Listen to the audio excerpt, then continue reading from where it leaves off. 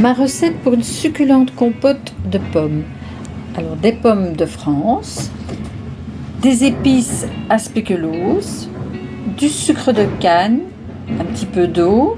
Et alors pour les épices à spéculoos, j'ai des petits sachets de thé et je mets une petite cuillère à café d'épices dans le sachet à thé que je referme par une agrafe. Je laisse mijoter le tout doucement avec les pommes et le sucre et un peu d'eau. C'est une réelle tuerie, que je le dise moi-même, c'est vraiment délicieux. Et ce sont les épices que je trouve donc en Belgique. Bon, je ne sais pas si on trouve ça en France, mais c'est une tuerie, c'est délicieux. Voilà l'intérieur de la boîte pour les épices. Vous voyez, il n'en reste plus grand-chose, mais j'ai quand même encore 2 boîtes de réserve.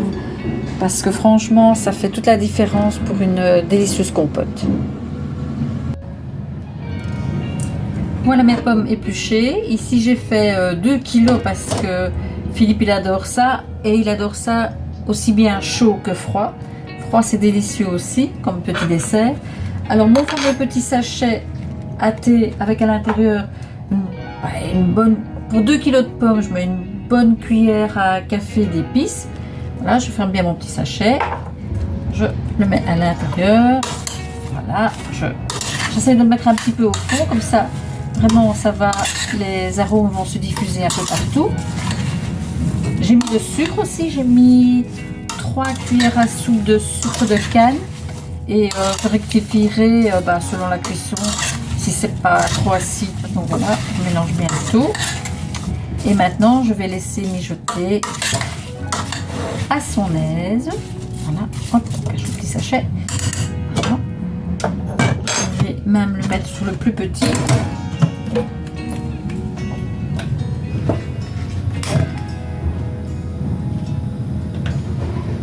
Voilà, et je vais bien laisser mijoter à son aise. Alors, à l'intérieur des épices, je vais vous dire ce qu'il y a.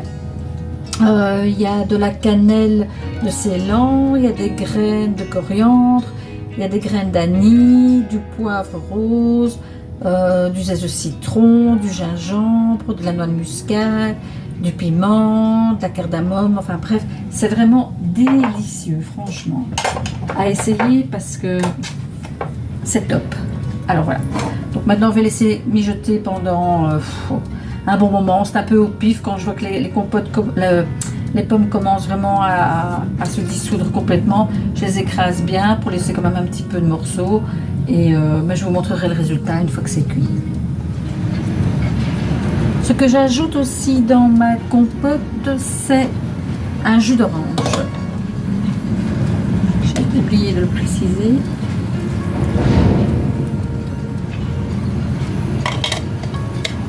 Voilà, vous ne sentez pas, mais ça sent déjà très très bon.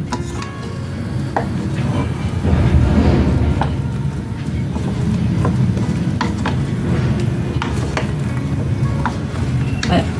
Quand on remue, on y va doucement pour ne quand même pas casser le sachet de thé. Donc, voilà, comme ça délicatement. Bon, ce que vous entendez derrière, si vous avez regardé la vidéo jusqu'au bout, c'est toujours les bateaux qu'on démolit là-bas derrière. C'est horrible comme bruit, mais je pense qu'ils ont presque fini. Donc voilà, on mélange bien. Et maintenant, je laisse faire le travail tout doucement. On n'est pas pressé.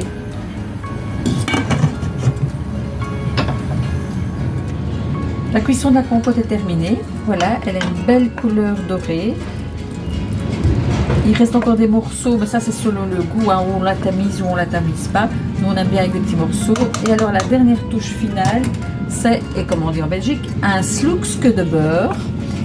Ça la rendra encore plus onctueuse et délicieuse.